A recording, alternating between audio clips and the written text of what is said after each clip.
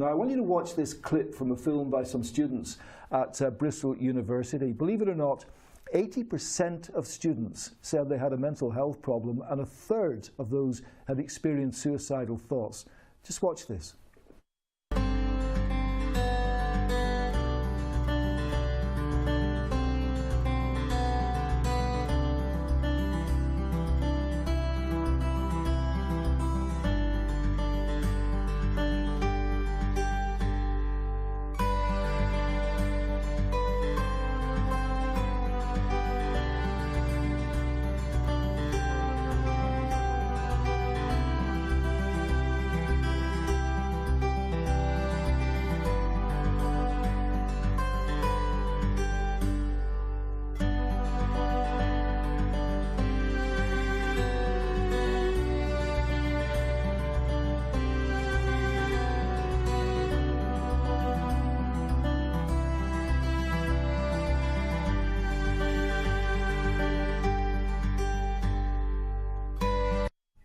It's desperately powerful stuff, isn't it? Joining me in the studio is Isabel Kilborn, one of the students who's made the film. Stephen Robertson is still with us. In his capacity, actually, this time as a visiting professor at Bristol Business School at UWE. Is he such a powerful film? I mean, I went to university, you did, Stephen. I did. Why do you think these numbers are so astronomical high of students who've got problems?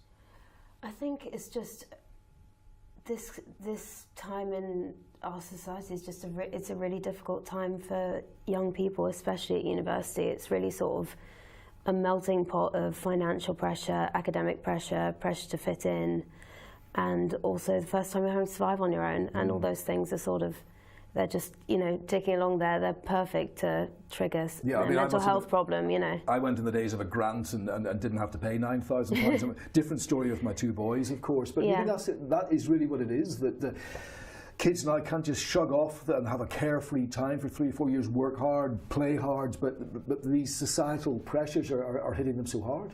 I think that's definitely a big part of it. I think also the amount of awareness that we have about mental health now is much, much bigger. So I think you have a lot more people going to their GPs and talking about this kind of thing. So you've also got more people being diagnosed with that kind of thing, which you wouldn't have done before.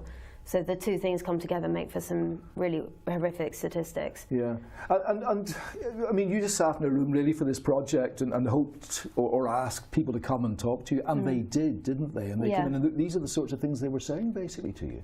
Yeah, we set it up so that everyone could be anonymous, and we, you know, obviously we're hoping that people would feel comfortable enough to be as open as possible, and they were. We got some, you know, people being incredibly vulnerable, which we're really pleased that they felt comfortable enough to say that kind of thing, and because it really helps people who are watching that video who've gone through similar things. A terribly corporate sort of phrase, and I know these things are used in these circumstances, but the numbers of suicide, there were 4, weren't there, in about 4 months? You know, it was shocking, but it pushed it above what was seen to be the norm. Is that right? And I think at any university and any age category, you've always got a certain amount of suicides that are going to occur for whatever reason. And last year there were 3 freshers in 3 months, or I think they're all in their first term at university. And then at the beginning of this term there was another girl who sadly killed herself.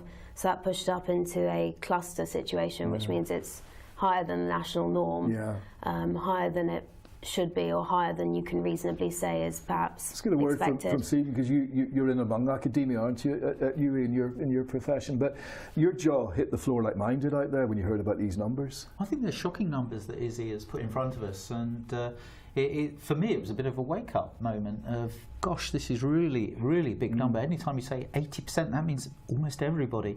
I guess my question is, Izzy was making the point earlier about losing your support network when you leave home and go to university.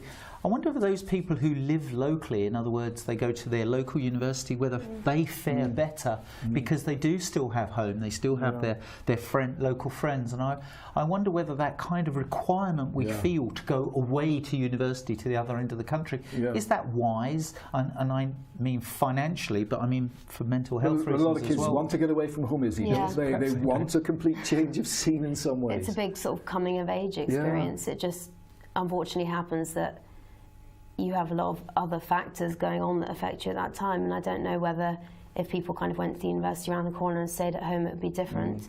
Do you feel the pressures? Have you felt that? You've got an outlet. You do comedy, I suppose, in the way that gets you out. But just very briefly, do you feel the same pressures? Yeah, I've had a rocky road through uni in many ways. I suspended studies last year because things got too difficult, and I think it's something that affects a lot of people, and I didn't realise until it happened to me, and I was saying, oh, I've had to suspend studies, that other people often have the same thing. It just doesn't derail them in the same way necessarily. But it's a shocker, it really is, and we can't begin to talk about what you can do to the helplines and so on. You put that onto your film and various ways of dealing with it. Come back and talk to us again, Izzy, and we'll follow this up.